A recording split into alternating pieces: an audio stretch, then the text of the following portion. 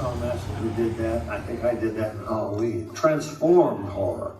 And George did that. Every zombie movie or story borrows from him. He created the whole genre. And George was a master storyteller. I just loved his work, and I especially loved Night of the Living Dead. What would George say about the amusement park? It's a unique departure for George, kind of a hallucinogenic departure, and unlike the movies he generally made, but a very good one. This fits perfectly because we try to do fabulous of course, but interesting horror from all sorts of different angles. And this is one that deals directly with the fear of dying, fear of getting old, fear of being lost, that we all experience when we get to a certain age, and you young people will understand it one day.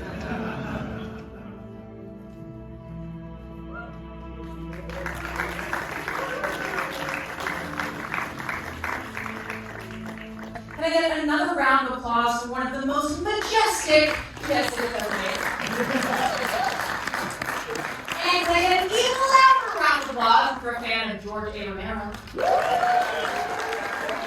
And can I get an equally loud level of applause for a fan of John Carpenter? An amazing conversation tonight about the graphic novel of the amusement park and what this is that you just saw. So for us to do that, let's please welcome to the stage the president and founder of Storm King Productions, John Carpenter.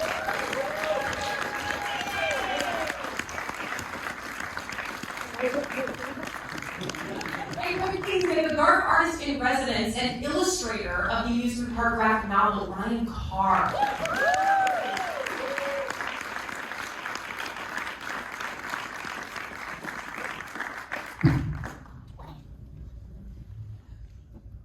You are both much better acquainted with the Romero Foundation and how we got here than I am. So please tell me what it is that we just watched and how it became a graphic novel.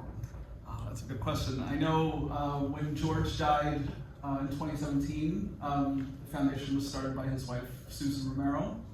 And one of the first projects they worked on was the restoration of this movie, which was shelved and presumed lost since the creation of this. And they aired it, I think, only once on TV. And they found it in a closet in George's place and worked on restoring it. And this is the Night of the Living Dead guy, but this is a public service announcement. How did that come to be? It was commissioned by the Lutheran Church, and he put that as a project on himself to do that. And I don't think they were too happy with it. Yes. They hated it. They were really disappointed. The rest of us thought it was pretty funny that they ever thought of it. What was your experience, Sandy, of experiencing this the first time and then bringing it to Storm King and realizing that it needed to be a graphic novel? Well, they had decided they wanted to make a graphic novel, and we already had a company, and we knew how to get it out to people. And we also thought it'd be kind of cool to finally have a George and John collaboration. So we knew how to get the project on some legs and how to make it what it is, which is an existential horror movie, much to the chagrin of the Lutheran Church. You know, I think that, you know, for every age there is horror. And George saw this as a way to appeal to a certain audience to say, wow, you could be here. They didn't see it that way. But I think that if you look at the fact that George used horror as social relevance and to show, you know, if you go all the way back to Night of the Living Dead, you know, there were things he explored in terms of our society through every movie. And to John and I, this was a logical conclusion near the end of his life to what he saw as a social ill. The ignoring of the elderly and the fears as you age of what will happen to you when you become irrelevant to everyone else. This is kind of, I see it as his Soylent Green. And instead of becoming food, you become irrelevant. So in a weird way, I think he thought he was addressing that and addressing the Lutheran Church wanting people to reach out to the elderly. They didn't see it that way. They're lost. Obviously, we're inundated with messaging and commercials and propaganda all the time these days. But I know Ryan and I both, our lives and our careers are shaped around the fact that we loved Halloween. That changed our lives. Why is it that horror movies can be more powerful than a public service announcement? Why does this work better than what the Lutheran Church might have commissioned? If you make Gandhi, you're preaching to the converted.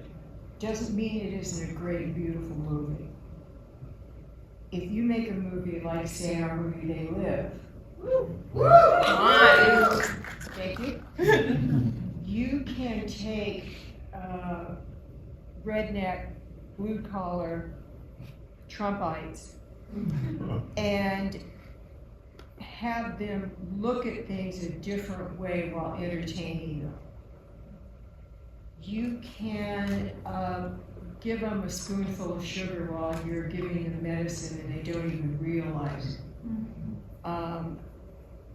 Roddy Piper never did understand They Live.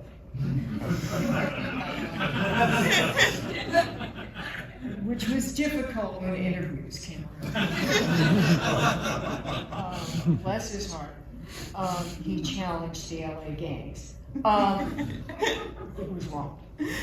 But you can slip in social messaging. You can talk about the evil within versus the evil without. You can do all kinds of things through genre movies that sometimes straight movies can't. Comedy can do the same thing.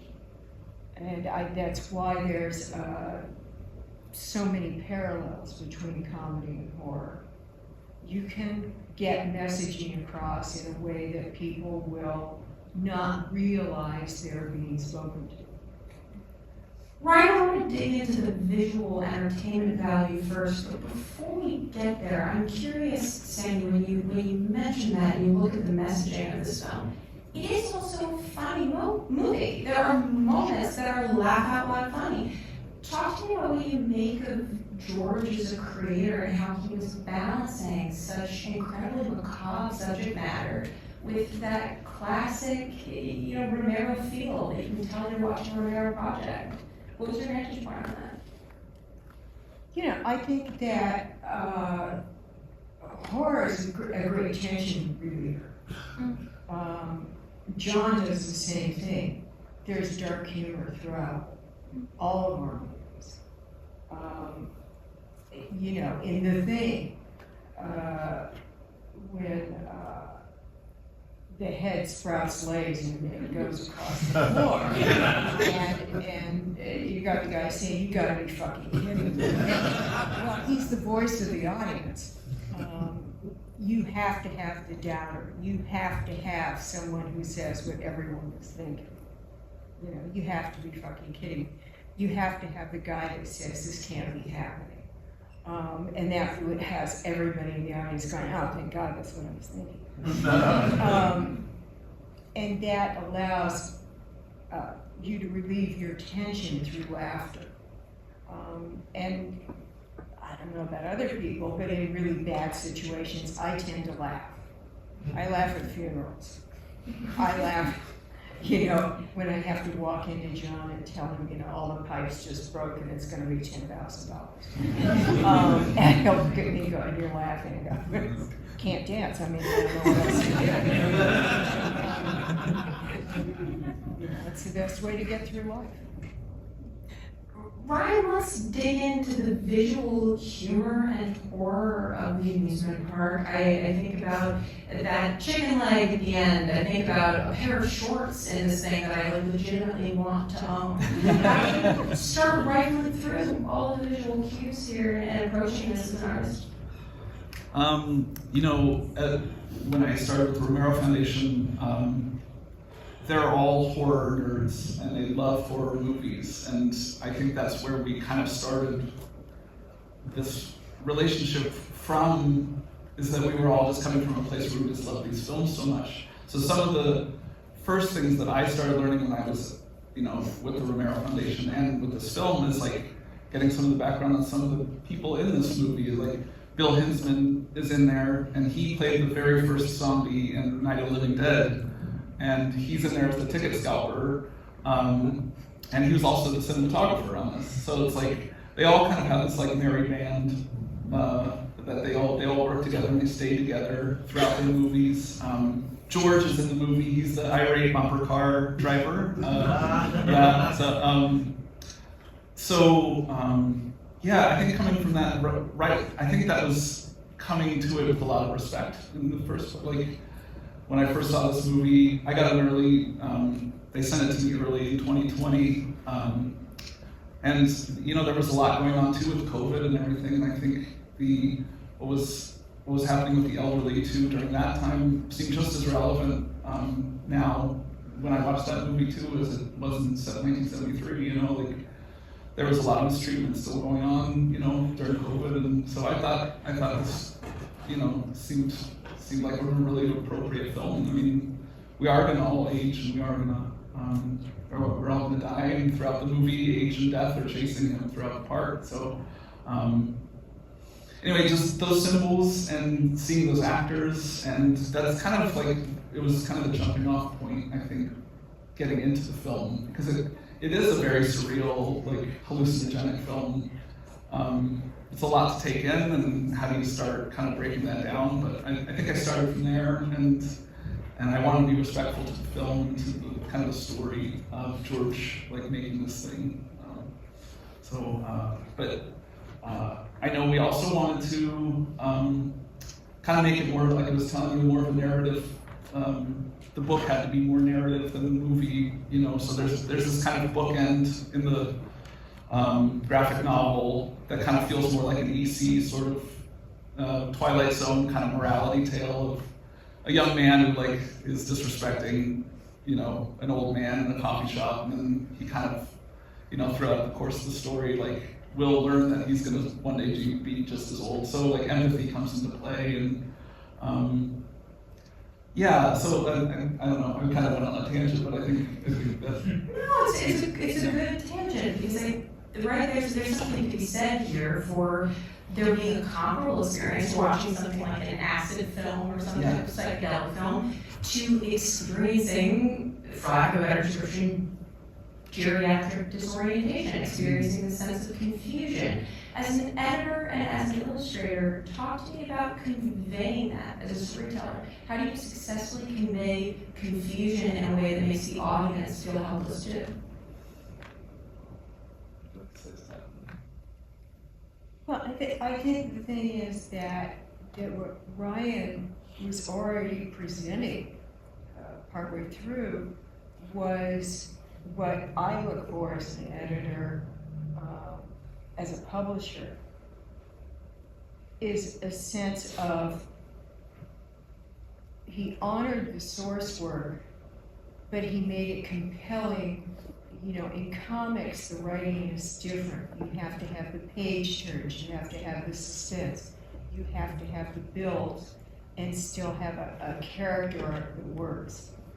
And I thought he was masterful, and in fact, have drafted him now into the Storm King family. Dwayne, look out, you have a new illustrator. Dwayne Straczynski, an incredible writer. Fantastic. Let's go for Dwayne. So, what I look for is that it still remained compelling, still told the overall story, still got to the same point of what George was making in a movie.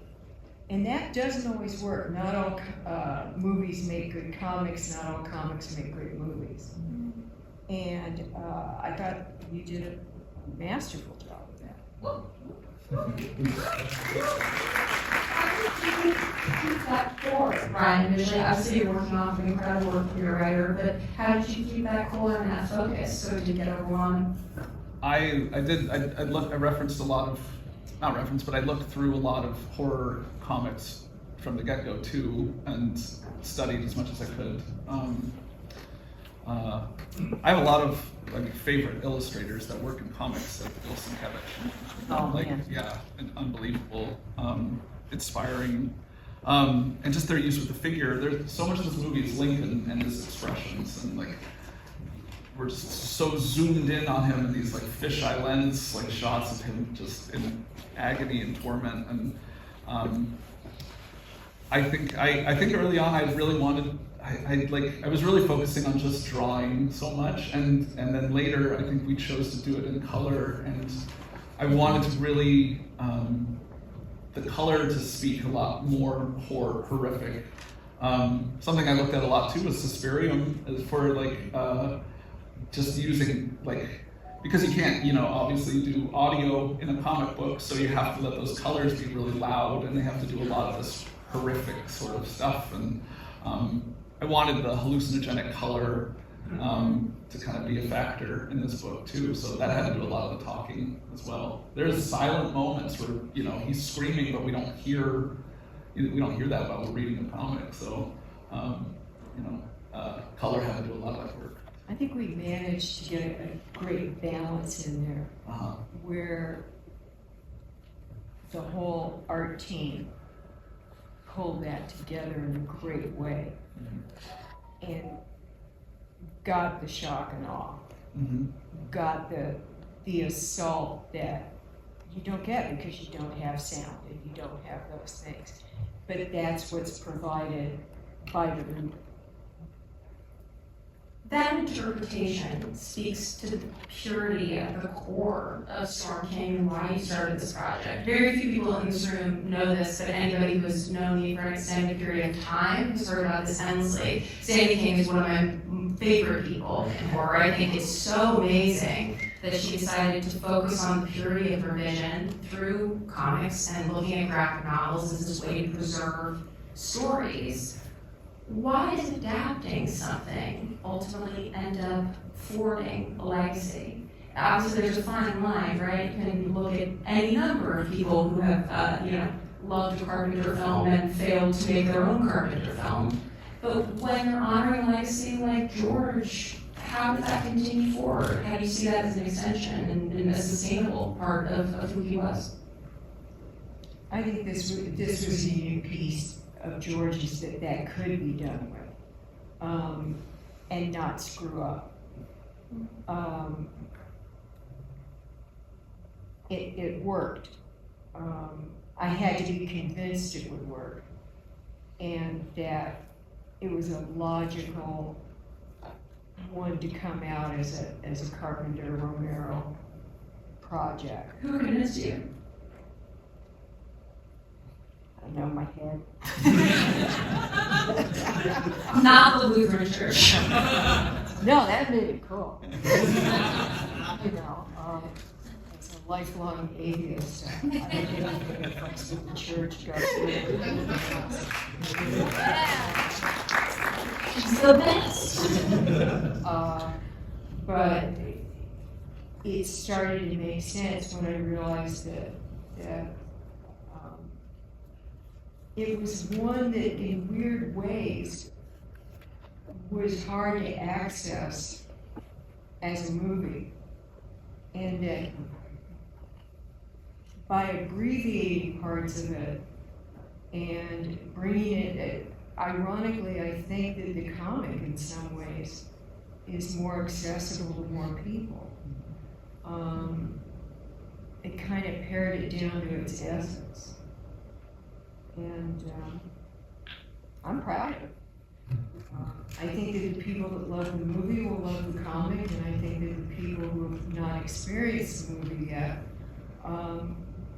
will dig it for what it is. And I rarely think that the two things go together.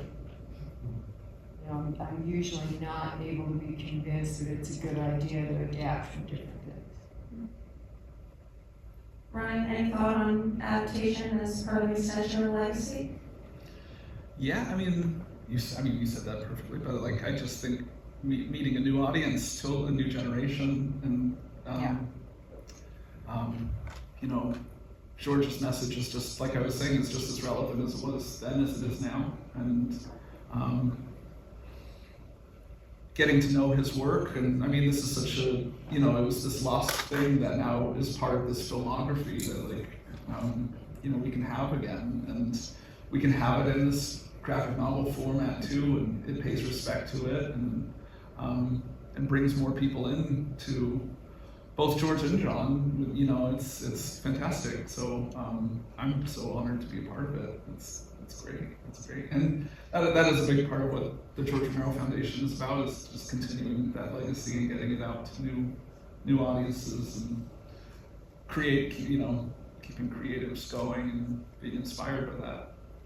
Yeah, I think that the theme, one of the things about some of the movies that were made in the 80s by George and John and Cronenberg and some of the other guys was they really spoke to universal themes.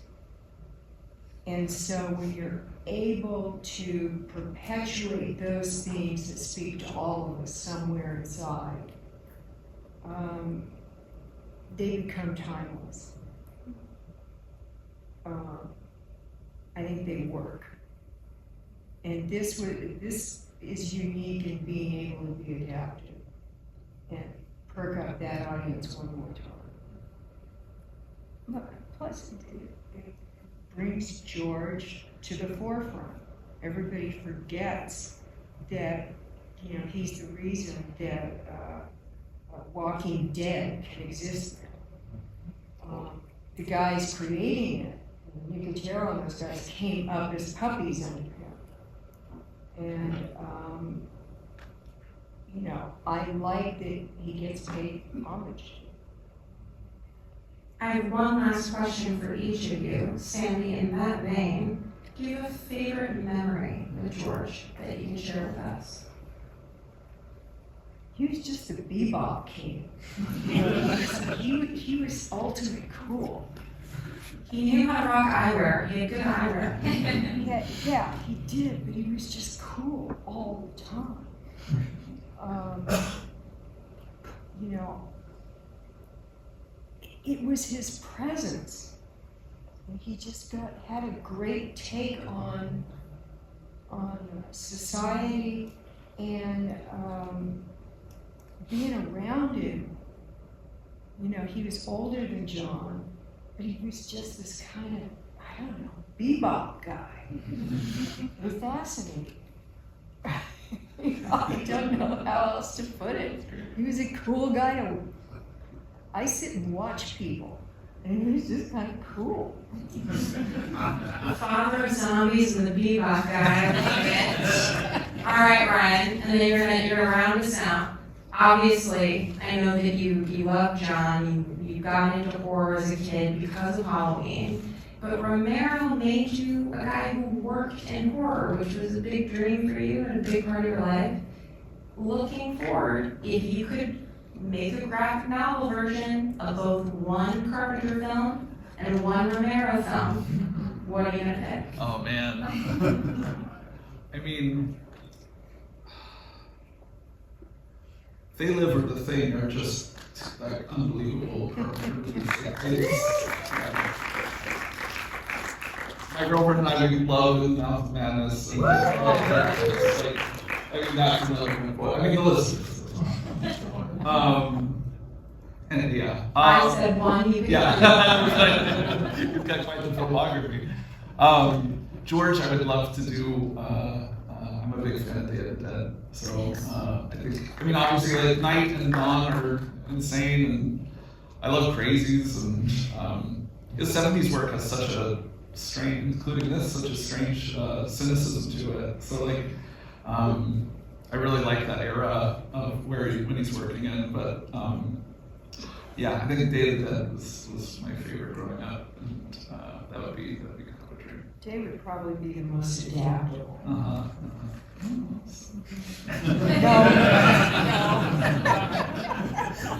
So everybody stay right here. We'll be right back with the Day of the Dead stream.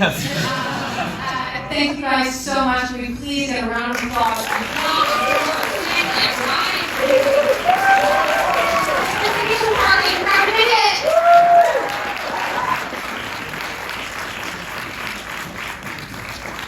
Well, I've got my ticket.